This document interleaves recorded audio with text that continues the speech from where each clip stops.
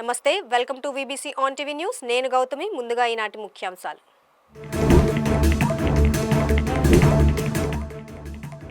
కాలిఫోర్నియాలో హిందూ ఆలయంపై దాడి, ఆగ్రహం వ్యక్తం చేసిన భారత్.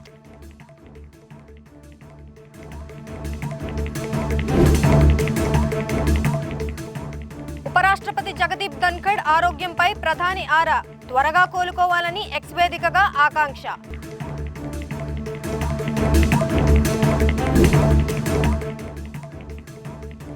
ఏప్రిల్ 15 నాటికి అయోధ్య నిర్మాణం పూర్తవుతుంది. కమిటీ చైర్మన్ నృపేంద్ర మిశ్రా వెల్లడి.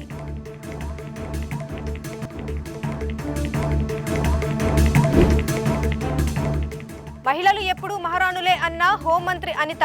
విశాఖలోని ఆంధ్ర మెడికల్ కాలేజీలో నర్సులకు సత్కారం.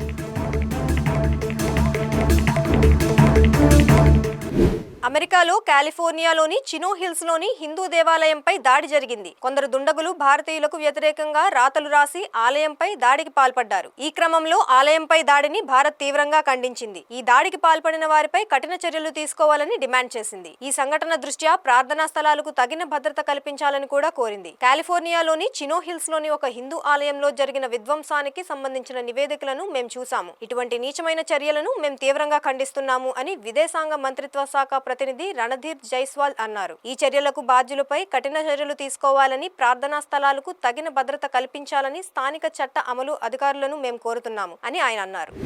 ప్రధాని నరేంద్ర మోదీ ఢిల్లీలోని ఎయిమ్స్ ఆసుపత్రికి వెళ్లారు. ఆసుపత్రిలో చికిత్స పొందుతున్న ఉపరాష్ట్రపతి జగదీప్ ధన్ఖడ్ ఆరోగ్య పరిస్థితి గురించి వైద్యులను అడిగి తెలుసుకున్నారు. ఈ విషయాన్ని ప్రధాని మోదీ స్వయంగా ఎక్స్ లో పోస్ట్ చేశారు. జగదీప్ ధన్ఖడ్ ఆరోగ్యంగా ఉండాలని, త్వరగా కోలుకోవాలని ఆకాంక్షించారు. ఛాతీలో నొప్పి రావడంతో జగదీప్ ధన్ఖడ్ ను ఢిల్లీలోని ఎయిమ్స్ లో చేర్చారు. కార్డియాలజీ విభాగం హెడ్ డాక్టర్ రాజీవ్ నారంగ్ ఆధ్వర్యంలో ధన్ఖడ్ కు క్రిటికల్ కేర్ యూనిట్ లో చికిత్స అందిస్తున్నారు. ఆయన పరిస్థితి నిలకడగా ఉందని, చికిత్స కొనసాగుతోందని, వైద్యుల బృందం ఆయన ఆరోగ్య పరిస్థితిని పర్యవేక్షిస్తోందని ఆసుపత్రి వర్గాలు తెలిపాయి.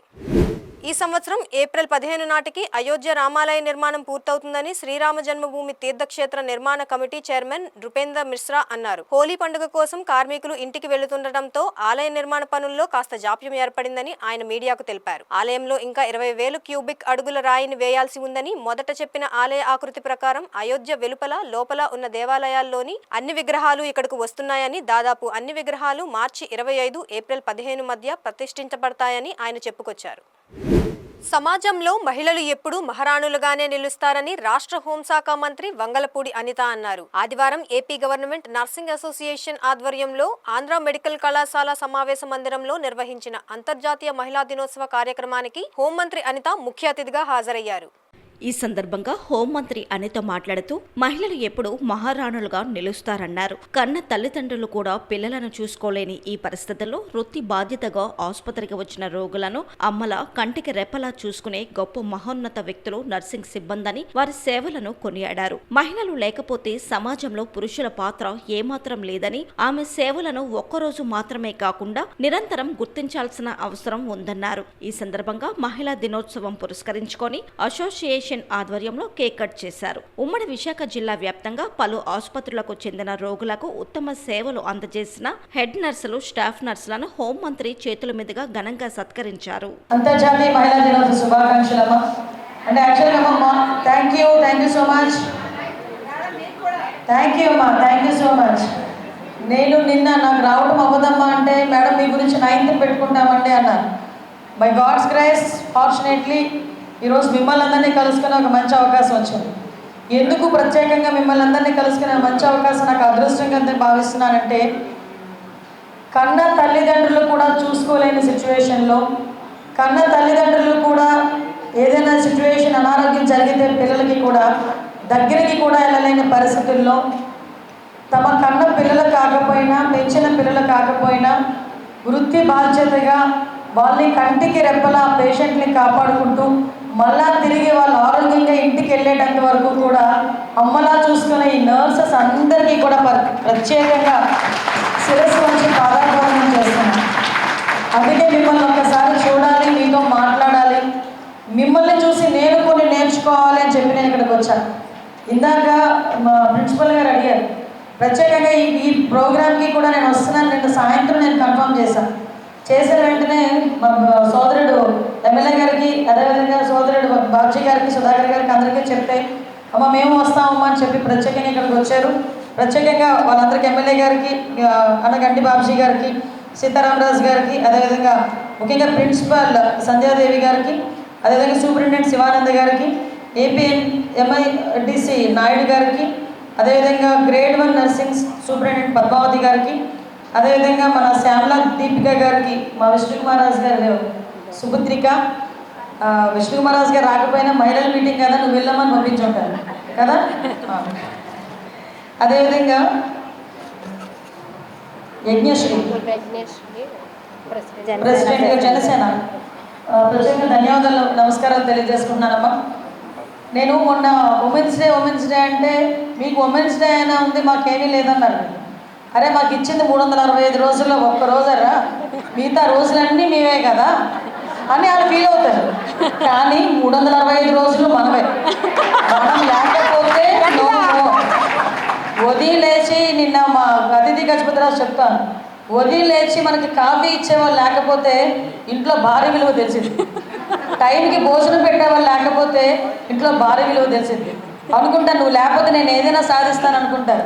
సాధించడం అంటే ఉదయం 10 గంటలకు ఆ బ్యాగ్ పట్టుకుని ఆఫీస్కి వెళ్ళి సాయంత్రం 5 గంటలకు ఇంటికి వచ్చి మళ్ళీ భార్య టీ తీసుకొస్తే తాగేసి టీవీలో సినిమా చూసి, లేకపోతే బయటికి వెళ్ళి కాసేపు అందరితో మాట్లాడేసి ఇంటికి వచ్చి పడుకోవడం కాదు.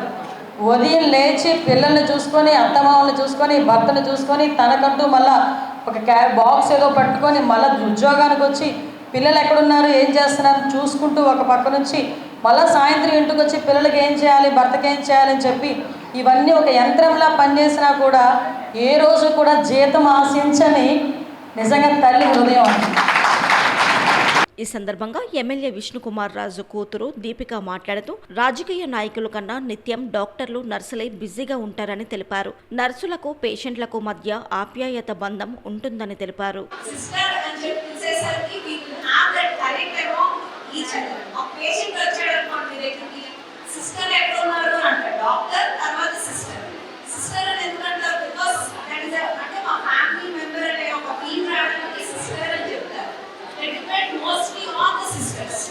patient వస్తే they mostly depend on the sisters. Sister అని పిలుస్తారు కానీ నర్స్ అంటారు. నర్స్ అనగా పిలుస్తారా? లేదు. ఎందుకంటే ఆ సిస్టర్ అనే దాంట్లో ఎక్కువ ఆప్యాయత అనేది ఉంటుంది. మన ఇంటి మనిషి, మన బాధని చూసుకునే మనిషి అనే ఉద్దేశంతో సిస్టర్ అని పిలుస్తారు. సో ఆ ఆప్యాయత పొందడం అందరూ పొందలేరండి, మీరు ఒక్కటే పొందుతారు. So hats off to all of you. You go on the visits and talk to them more frequently. ఏమని చేసుకున్నారు ఏంటి, you talk to them. The way you interact with them makes a lot of difference. I hope that is right what I am telling. KGH superintendent doctor Shivananda మాట్లాడుతూ మహిళా దినోత్సవం సందర్భంగా ఇక్కడికి వచ్చిన హోంమంత్రి వంగలపూడి అనితకు దక్షిణ నియోజకవర్గం ఎమ్మెల్యే వంశీకృష్ణ యాదవ్కు ధన్యవాదాలు తెలిపారు. దినోత్సవ సందర్భంగా మన హాస్పిటల్లో ఉన్న ఈ నర్సెస్ యూనియన్ ఈరోజు ఇటువంటి అద్భుతమైన కార్యక్రమాన్ని మన హాస్పిటల్ ముందుకు తీసుకురావడం అనేది జరిగింది. ఈ కార్యక్రమం ఇప్పటికే మనకి టైం చాలా తీసుకుంది. సో మేడం గారికి చాలా ముఖ్యమైన పనులు ఉన్నాయి. ఇంత బిజీ స్కెడ్యూల్లో కూడా మేడం మన కోసం టైం కేటాయించి మన కోసం ఇక్కడికి పిలిచేశారు. సో అందుగురించని ఇంకా తదుపరి ఈ కార్యక్రమం ఏమీ లేట్ చేయకుండా మన కాన్స్టిట్యున్సీ ఎమ్మెల్యే గారైన శ్రీ వంశీకృష్ణ యాదవ్ గారిని ఈ కార్యక్రమం గురించి మాట్లాడాల్సిందిగా కోరారు. ఎమ్మెల్యే వంశీకృష్ణ యాదవ్ మాట్లాడుతూ ప్రస్తుత కాలంలో మహిళలు అన్ని రంగాలలో రాణిస్తున్నారన్నారు. ప్రతి విషయంలో పురుషునితో సమానంగా పోటీ పడుతున్నారని కొనియాడారు. ఈరోజు ఉన్న ప్రతి ఒక్కరు కూడా ముందుగా ప్రపంచ మహిళా దినోత్సవ శుభాకాంక్షలు. ఇప్పుడే చూశారు, చాలామంది మహిళల్లో ఎంత టాలెంట్ ఉందో అద్భుతంగా పాటలు పాడారు. ఒకప్పుడు ఒక 4-5 పేర్లు చెప్పుకునే వాళ్ళం. మహిళల గురించి చెప్పాలంటే ఇందిరాగాంధీ గారు, సరోజినీ నాయుడు గారు, మదర్ తెరీసా గారు. ఈరోజు 50% మహిళలే ముందున్నారు. అబ్బాయిలు మించిపోయి అన్ని రంగాల్లో రాణిస్తున్నారు. ఉదాహరణకి మా హోమ్ మినిస్టర్ గారు అంటే ఒకటే గుర్తుపెట్టి క్రమశిక్షణ పట్టుదల ఈ రెండు ఉంటే మహిళ లేకపోతే జెండా అనేది తేడా ఉండదు. మీరు అది ఒకటి గుర్తుపెట్టుకుంటే చాలు. మనం పెరిగే విధానము మన గొప్పతనాన్ని చూపిస్తూ ఉంది. ఇవాళ మనందరం కూడా ఒకటే, మన పిల్లలకు కానీ భవిష్యత్ తరాలు చెప్పేది క్రమశిక్షణగా పెరగడం, హార్డ్ వర్క్ చేయడం. ఈ రెండు నేర్పితే ఇంకేం అవసరం, ఆటోమేటిక్గా వాళ్ళు అభివృద్ధి జరిగిపోయినట్టే. రానున్న రోజుల్లో చట్టసభల్లో కూడా 50% మహిళలు ఉండబోతూ ఉన్నారు. సో ఎక్కడ కూడా మహిళలు ఒకప్పుడు కొంచెం హెచ్చుతగ్గులు ఉన్నా ఇప్పుడు జెంట్స్ని మించి మహిళలు ఉన్నారని నేను గర్వంగా చెప్తా ఉన్నా. ఏదైనా సరే మహిళలు లేనిది ఒక గుర్తుపెట్టుకోవాలి. మనం ఏదైనా ఒక ఇంటికి వెళ్ళండి, మీరు ఆ ఇంట్లో ఇద్దరు ఆడపిల్లలు ఉంటే ఆ ఇల్లు చాలా నీట్గా ఉంటుంది. అంటే ఆడపిల్ల లేని ఇల్లు ఎలా ఉంటుంది అన్న విషయాన్ని మనం అర్థం చేసుకోవచ్చు.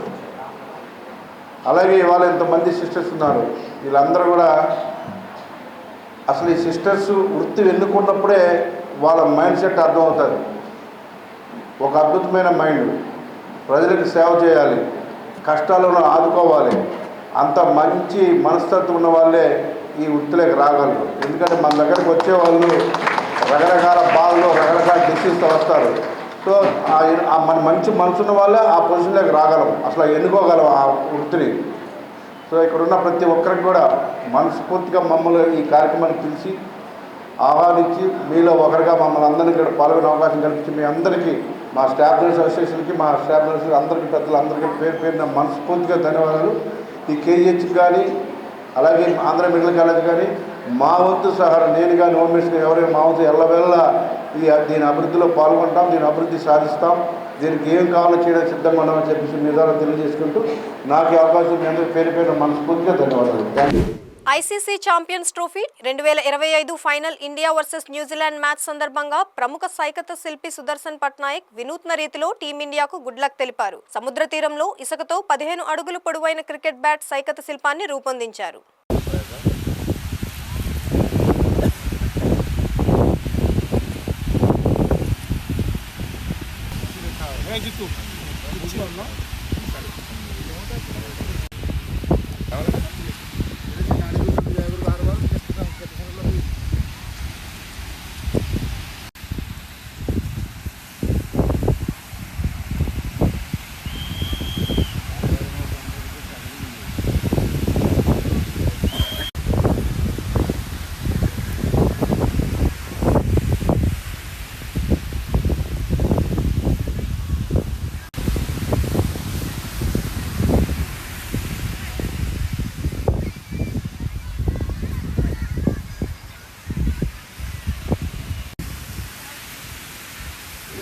ప్రముఖ డిజైనర్ అక్షత్ బన్సాల్, ప్రముఖ నటి తమన్నా భాటియా, రిత్విజ్లతో బ్లెండర్స్ ప్రైడ్ ఆధ్వర్యంలో ఫ్యాషన్ టూర్ పేరుతో నగరంలోని రాడిసన్ బ్లూ రిసార్ట్స్ లో నిర్వహించిన సంగీత కార్యక్రమం విశేషంగా అలరించింది. ది వన్ అండ్ ఓన్లీ పేరుతో బ్లెండర్స్ ప్రైడ్ ఫ్యాషన్ టూర్ యువతను ఆకట్టుకుంది. ప్రముఖ డిజైనర్ అక్షత్ బన్సాల్ రూపొందించిన విభిన్న ఫ్యాషన్ దుస్తులు ధరించిన మోడల్స్ ర్యాంప్ వాక్ చేసి ఫ్యాషన్ షోలో ప్రదర్శించారు. నటి తమన్నా భాటియా ప్రత్యేక ఆకర్షణగా ర్యాంప్ వాక్ తో ఆహుతులను ఆకట్టుకున్నారు. రిత్విజ్ అండ్ టీం అందించిన మ్యూజిక్ కి యువత డాన్సులు చేస్తూ మైమర్చిపోయారు.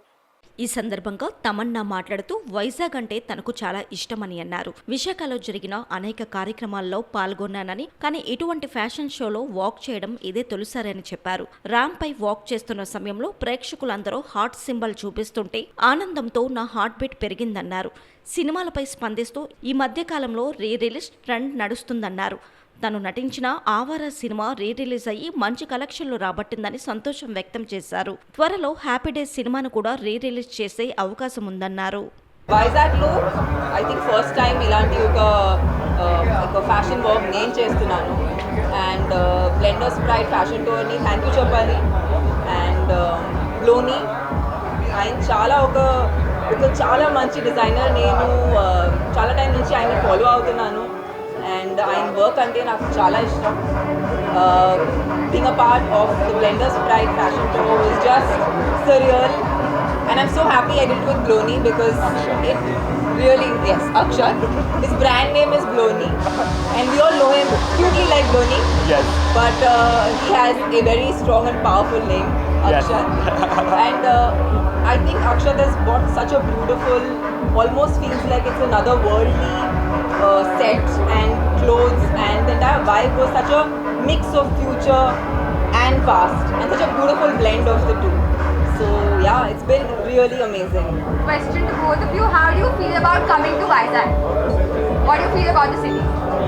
I really expected it to be something else, but when I came here, the first visit, first entry, I felt calm. I felt like something that was slow, but at the same time very, very positive. And I feel like that kind of felt really nice to be here. Something unexpected to do a Bloni show in Vizag, and I think why not?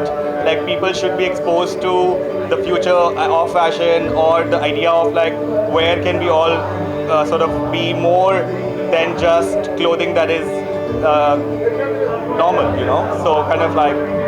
Same, how do you feel about coming to Vizag? నాకు వైజాగ్ అంటే చాలా ఇష్టం. నేను నా career starting అప్పటి నుంచి ఇక్కడికి వస్తున్నాను, కానీ ఈ స్థాయిలో ఇలా రావటం అనేది చాలా చాలా బాగా అనిపించింది. I feel super happy that I'm coming back to Vizag because I've shot here so much. Oh, nice. And a lot of my growing up has happened on and off coming to Vizag. So ilanti show cheyadam feels very good. Tamanna, your thoughts on the outfit you're wearing?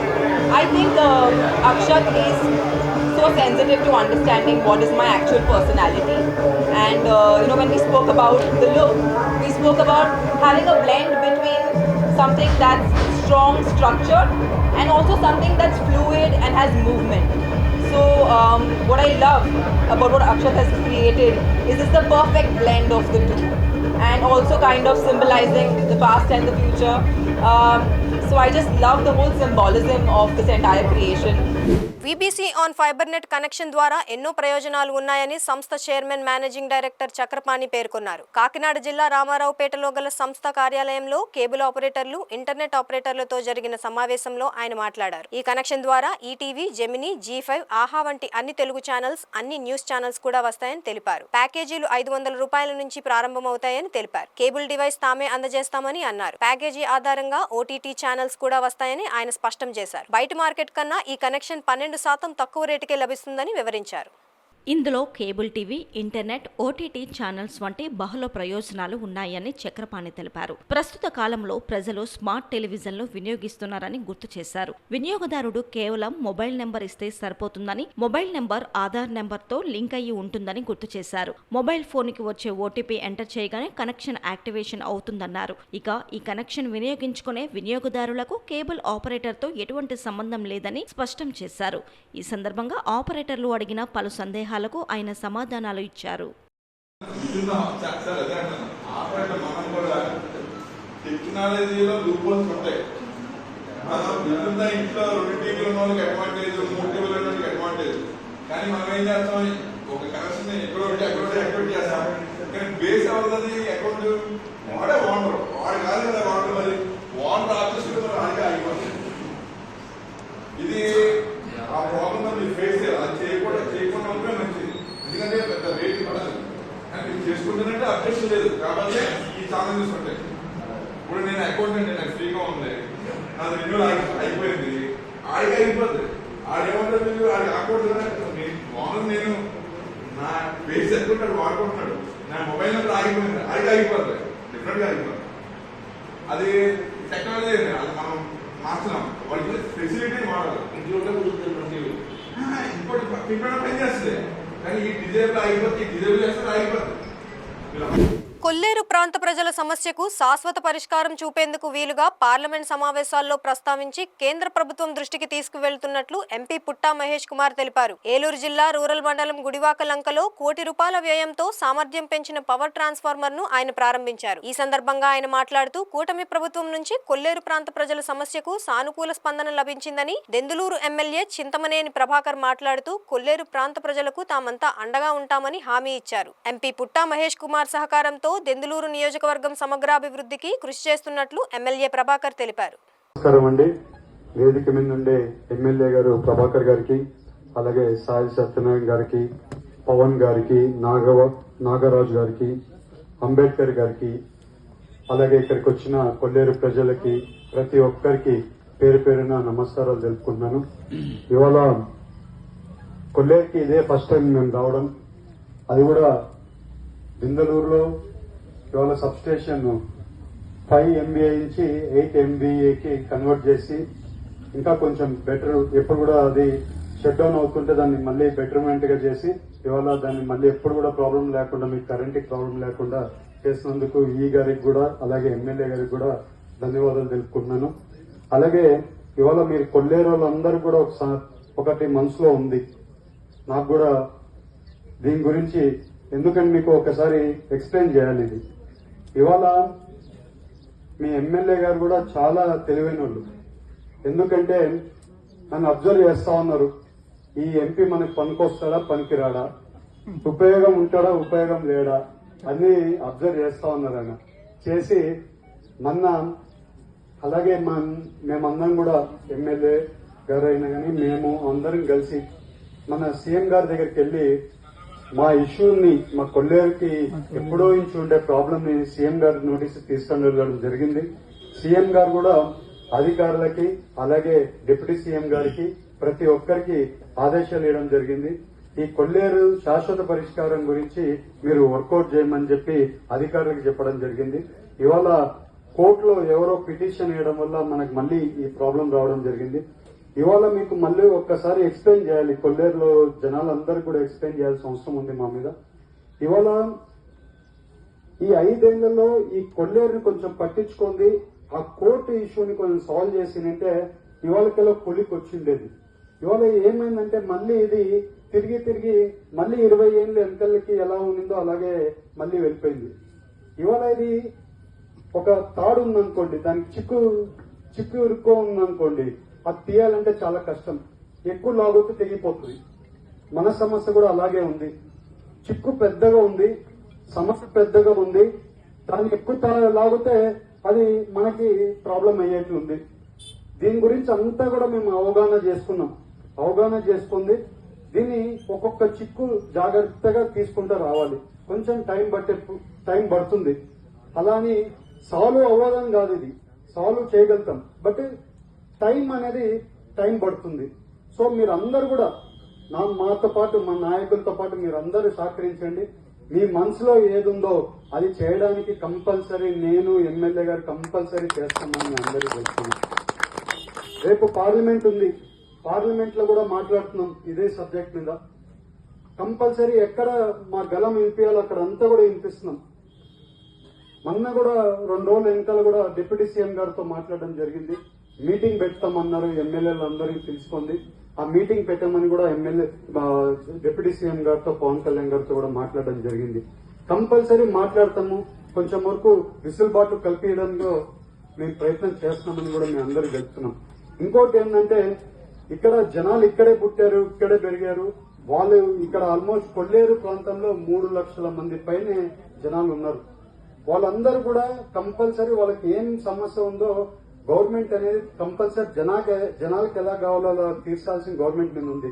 But ఇక్కడ ఏమైందంటే court కూడా involvement ఉంది. Government కంటే court పెద్దది, మీరు అర్థం చేసుకోవాలి. Government కంటే కోర్టు పెద్దది. కోర్టు డిసిషన్ అయినప్పుడు ఆ డిసిషన్ లోబడే మన గవర్నమెంట్ కూడా కొన్ని పనులు చేయాల్సి వస్తుంది.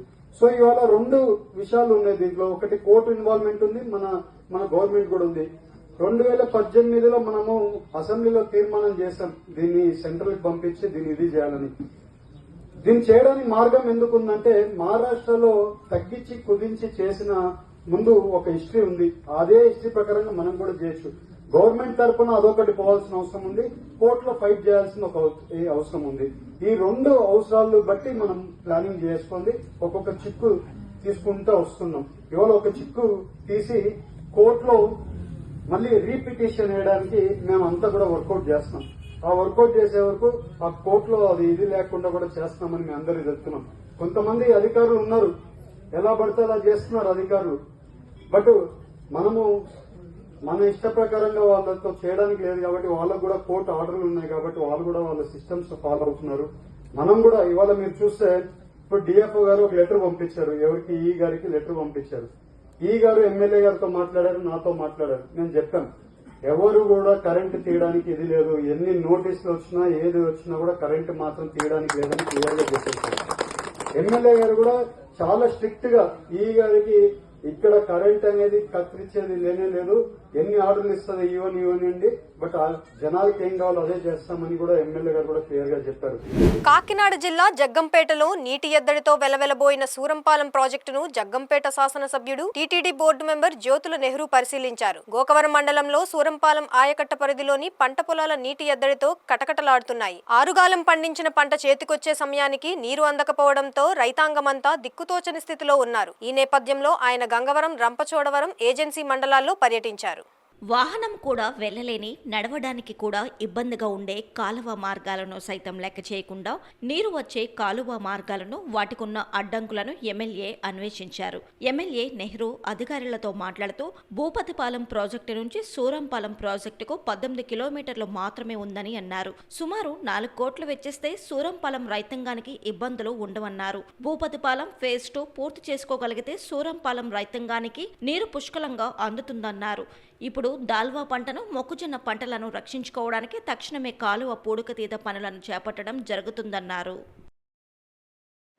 హిందూ ధర్మ పరిరక్షణే హిందూ వాణి సంస్థ ప్రధాన లక్ష్యమని ఆ సంస్థ రాష్ట్ర ఉపాధ్యక్షులు సంతోష్ సింగ్ తెలిపారు. డాబా గార్డెన్స్ విజేఎఫ్ ప్రెస్ క్లబ్ లో ఆయన మీడియా సమావేశంలో మాట్లాడుతూ హిందూ ధర్మం పూర్వ వైభవం కోసం అనేక రాష్ట్రాల్లో కార్యక్రమాలు నిర్వహిస్తోందని చెప్పారు. అందులో భాగంగానే మన రాష్ట్రంలో కూడా హిందూ ధర్మ సంరక్షణ కోసం కార్యక్రమాలు మొదలుపెట్టిందని తెలిపారు. చరిత్రలో మన హిందూ రాజులను తక్కువ చేసి మన దేశానికి వలస వచ్చిన ముస్లిం పాలకులను గొప్పగా చూపి చరిత్రను వక్రీకరించడం తగదన్నారు. హిందువులను ఐక్యం చేసి అన్యమతస్థులు దాడులను నిరోధించడమే లక్ష్యంగా హిందూ వాణి సంస్థ కృషి చేస్తుందని చెప్పారు. ఈ సమావేశంలో సంస్థ రాష్ట్ర అధ్యక్షుడు ఆర్పి సింగ్ కూడా పాల్గొన్నారు. అందరికీ నమస్కారం అండి. నా పేరు రెడ్డి జయరాజు. ఇది హిందూ యువవాహిని ఆంధ్రప్రదేశ్ శాఖ వైస్ ప్రెసిడెంట్గా నాకు బాధ్యత ఇచ్చారు. రాష్ట్ర అధ్యక్షులు ఆర్పి సింగ్ గారికి, అలాగే మా కార్యవర్గ సభ్యులకి అందరికీ నమస్కరిస్తూ, ఈవేళ హిందూ యువవాహిని అన్నటువంటిది ఉత్తర భారతదేశంలో, ఎస్పెషల్లీ ఉత్తరప్రదేశ్లో చాలా ఏళ్ల నుంచి పాతుకుపోయినటువంటి హిందూ ఆర్గనైజేషన్ సంస్థ ఈవేళ ఆంధ్రప్రదేశ్ రావడం చాలా గర్వించదగ్గది, హర్షణీయమైనటువంటిది. అసలు ఈ హిందూ ధర్మ వాహిని అన్నటువంటి ఏ విధమైనటువంటి కార్యక్రమాలు చేయబడుతుందంటే సనాతన ధర్మాన్ని కాపాడడానికి, మన హిందూ ధర్మాన్ని కాపాడడానికి, మన హిందూ మతంలో ఉన్నటువంటి వాళ్ళు స్వధర్మం స్వీకరించుతున్నారు. ఆ స్వధర్మం నుంచి వచ్చినటువంటి వాళ్ళని మన ధర్మంకి స్వీకరించి తీసుకురావడానికి లవ్ జిహాద్ అనే కార్యక్రమం చేపడుతున్నారు ముస్లిమ్స్. ఆ లవ్ జిహాద్ ఆపడానికి, గోహత్య కంప్లీట్ చేయడానికి, గోహత్య బంద్ చేయడానికి, అనేకమైనటువంటి కార్యక్రమాలు చేయడానికి ఈ హిందూ యువవాహన అనేటువంటిది ఈవేళ ఆంధ్రప్రదేశ్లో ప్రారంభించినందుకు అందరి తరపున చాలా ధన్యవాదాలు తెలుపుతున్నాను. ఎందుకంటే దీని ముందున్నటువంటి విశ్వ హిందూ పరిషత్ ఉంది, బజరంగ దళ్, వివిధ శాఖలు ఉన్నాయి. వాటితో పాటు ఇది కూడా మనకి ఉత్తర భారతదేశస్తులు ఎక్కువగా నివసిస్తున్నటువంటి ఆంధ్రప్రదేశ్ ఈ విశాఖపట్నంలో వాళ్ళ సపోర్ట్ కూడా మనం తీసుకెళ్ళి మన ఈవేళ దక్షిణ భారతదేశంలో సనాతన ధర్మం కోసం చర్చ జరుగుతుంది. మీకు తెలుస్తూనే ఉంటుంది. పక్క రాష్ట్రంలో తమిళనాడు అటువంటి చీఫ్ మినిస్టర్ స్టాలిన్ మన హిందూ ధర్మం కోసం, సనాతన ధర్మం కోసం ఏ విధంగా వ్యతిరేకంగా ఆయన ప్రచారం చేస్తున్నాడో, దక్షిణ భారతదేశంలో క్రైస్తవులు ఏ విధంగా ఇది పెరుగుతున్నారో, గ్రామాల్లో ఏ విధంగా పాతుకుపోతున్నారో, దీన్ని అరికట్టడానికి ఈ హిందూ యువవాహిని అన్నటువంటిది ఆర్గనైజేషన్ చాలా ఉపయోగపడుతుందని భావిస్తూ మీకు అందరికీ సలహా. గాజువాకలో స్టీల్ ప్లాంట్ కార్మికులు ధర్నాకు దిగారు. కాంట్రాక్ట్ కార్మికుల తొలగింపునకు నిరసనగా అఖిలపక్ష కార్మిక సంఘాలు ఉద్యమానికి నడుం బిగించాయి. నేడు గాజువాకలో భారీ ఆందోళనలకు పిలుపునిచ్చింది. నిన్న 900 మంది కాంట్రాక్ట్ కార్మికులను యాజమాన్యం తొలగించింది. తమ సమస్యలను వెంటనే పరిష్కరించాలని కార్మికులు డిమాండ్ చేస్తున్నారు. భారీగా కార్మికులు హాజరయ్యారు. కాంట్రాక్ట్ కార్మిక సంఘాలుగా మానవారం కార్యక్రమం అనేది జయప్రదం చేయడం జరుగుతుంది. ఉక్కు కాంట్రాక్ట్ కార్మికులని ఏదైతే ఉందో సెప్టెంబర్ 27వ తేదీని 4000 మందిని ఆపిన తర్వాత పెద్ద ఎత్తున కార్మిక సంఘాలుగా ఈడీ వర్క్ దగ్గర ధర్నా చేయడం జరిగింది. ఈ ధర్నా ఉద్దేశించి ఇక్కడున్న కూటమి ప్రభుత్వం కానీ, ఇక్కడున్న మిగతా అధికారులు కానీ మళ్ళీ 4000 మందిని ఆర్ఎస్ సమక్షంలో మళ్ళీ విధుల్లోకి తీసుకోవడం జరిగింది. తర్వాత ఇప్పుడు మళ్ళీ దొడ్డిదారిని ఉక్కు యాజమాన్యము మళ్ళీ ప్రతి కాంట్రాక్టులు పిలిచి 30% తగ్గించాలనేసి చెప్పడం జరుగుతుంది. దీనికి వ్యతిరేకంగా ఈ నెల ఫిబ్రవరి 20వ తేదీని సమ్మె నోటీసు కూడా ఇవ్వడం జరిగింది. ఈ రోజు 7వ తేదీ సమ్మె జరగవలసిందే, కానీ ఆర్ఎస్ఎల్ సమక్షంలో మాకు 11వ తేదీని వాయిదా ఇచ్చారు. ఈ 11వ తేదీని కాంట్రాక్ట్ కార్మికులు ఒక్కరిని తొలగించమని చెప్పాలి. 2400 అనేది కొనసాగించాలి చెప్పాలి. ఇక్కడ భూములు త్యాగం చేసిన ప్రతి ఆడగారుదారులకి ఉపాధి కల్పించాలి చెప్పాలి. ఇక్కడ ఏ కార్మికుడు తొలగించినా 12వ తేదీ దాటిన తర్వాత మేము కాంట్రాక్ట్ కార్మికులుగా నిరవధిక సమ్మెకి సిద్ధంగా ఉన్నామని ఈ యొక్క కార్యక్రమానికి మీకు జయప్రదం చేసి చెప్తున్నాను. అన్నమయ్య జిల్లా రాయచోటిలో వీరభద్రస్వామి ఊరేగింపులో హిందువులపై ముస్లిం మతోన్మాదులు పోలీసుల దాడిని సనాతన ధర్మ పరిరక్షకుడు ఉప ముఖ్యమంత్రి పవన్ కళ్యాణ్ ఖండించాలని జనజాగరణ సమితి డిమాండ్ చేసింది. ఈ నేపథ్యంలో విశాఖ విజేఎఫ్ ప్రెస్ క్లబ్ లో ఏర్పాటు చేసిన మీడియా సమావేశం నిర్వహించారు. ఈ సందర్భంగా జనజాగరణ సమితి రాష్ట్ర కన్వీనర్ ఎస్ఎల్ఎన్ వాసు మాట్లాడుతూ అన్నమయ్య జిల్లా రాయచోటులో 1300 సంవత్సరాల నుండి ప్రతి సంవత్సరం వీరభద్రేశ్వర స్వామివారి ఊరేగింపు అంగరంగ వైభవంగా జరుగుతుందని వివరించారు. డిప్యూటీ సీఎం పవన్ కళ్యాణ్ రాయచోటిలో హిందువులపై జరిగిన దమనకాండను తీవ్రంగా ఖండించాలని జనజాగరణ సమితి డిమాండ్ చేస్తుందన్నారు. రాయచోటికి ప్రాతినిధ్యం వహిస్తున్న మంత్రి రామ్ ప్రసాద్ రెడ్డి నోటికి ఏమైనా పక్షవాతం వచ్చిందా? హిందువులపై దాడిని ఎందుకు ఖండించలేదని నిలదీశారు. ఈ సమావేశంలో జనజాగరణ సమితి నగర కన్వీనర్ చింతపల్లి సునీల్ కుమార్, నాయకులు దేవరాజ్ శంకర్, భార్గవరెడ్డి, వెంకటశ్యామ్ పాల్గొన్నారు. నమస్కారం, నా పేరు వాసు, జనజాగరణ సమితి రాష్ట్ర కన్వీనర్. అన్నమయ్య జిల్లా రాయచోటిలో 13 సంవత్సరాల నుండి ప్రతి సంవత్సరం వీరభద్రేశ్వర స్వామి ఊరేగింపు అంగరంగ వైభవంగా జరుగుతుంది. మాడ వీధుల్లో వీరభద్ర స్వామి ఊరేగింపు మసీదు వద్దకు రాగానే ముస్లిం మతోన్మాదులు విచక్షణారహితంగా హిందువులపై భౌతిక దాడి చేశారు. మన ఇక్కడ ఉన్నటువంటి దక్షిణ భారతదేశంలో ఉప ముఖ్యమంత్రి సనాతన ధర్మ పరిరక్షకుడు పవన్ కళ్యాణ్ గారిని దక్షిణ భారత మరో యోగి ఆదిత్యనాథ్ లాగా ఇక్కడ ఉన్నటువంటి హిందువులందరూ అభిమానిస్తారు. కాబట్టి పవన్ కళ్యాణ్ గారు రాయచోటిలో జరిగినటువంటి హిందువులపై జరిగిన దమనకాండపై స్పందించి ఖండించాలని జనజాగరణ సమితి డిమాండ్ చేస్తుంది. వీరభద్రస్వామి ఊరేగింపులో హిందువులపై దాడిని నిలువరించాల్సినటువంటి పోలీసులు కూడా హిందువులపై లాఠీ చార్జ్ చేసి మహిళలను కాళ్ళతో దంతూ బండబూతులు తిడుతూ వారిపైన హేయమైన చర్యకు పోలీస్ డిపార్ట్మెంటు పాల్పడింది. రాయచోటిలో హిందువులపై పదే పదే ముస్లిం మతోన్మాదులు దాడికి పాల్పడుతూనే ఉన్నారు. రాయచోటి ఏమైనా పాకిస్తాన్లో కానీ లేకపోతే బంగ్లాదేశ్లో కానీ కలిసిపోయిందా అనే అనుమానం యావత్ హిందూ సమాజం వ్యక్తం చేస్తుంది.